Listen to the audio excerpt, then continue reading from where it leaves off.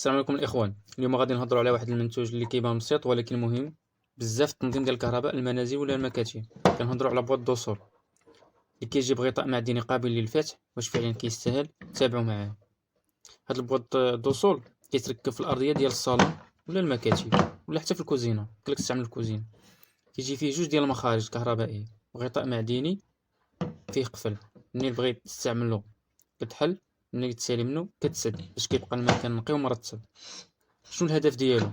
هو كيعوضنا البريزات اللي كتكون في الحائط، خصوصا في الاماكن اللي ما كاينش فيها الحيط قريب، ولا بغيتي تخلي فيها ديكور نقي ولا ديك الكابلات طالعين، كيبقى المكان نقي ومرتب.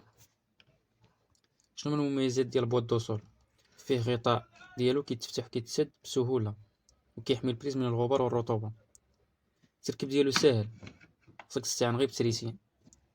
كيعطي منظر انيق خصوصا في المكاتب ولا الطاوله ديال الاجتماعات. كيتباع باشكال مختلفه، كاين فيه اليو اس بي وكاين فيه ار جي 45 ديال الانترنت. اذا عجبكم هذا النوع ديال المحتوى ما تنساوش ديروا لايك وتخليو لنا تعليق. واش بغيتوا فيديوهات على منتوجات كهربائيه اخرى؟ تهلاو في راسكم وبارطاجيو مع صحابكم.